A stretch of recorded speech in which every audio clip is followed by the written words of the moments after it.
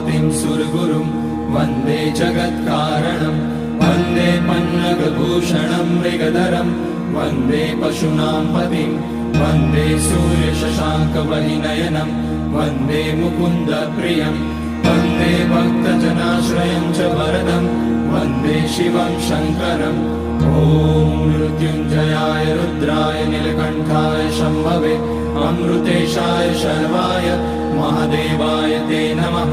नमस्तेऽस्तु भगवन् विश्वेश्वराय महादेवाय त्र्यम्बकाय त्रिपुरान्तकाय त्रिकाग्निकालाय कालाग्निरुद्राय नीलकण्ठाय मृत्युञ्जयाय सर्वेश्वराय सदाशिवाय श्रीमान् महादेवाय नमः।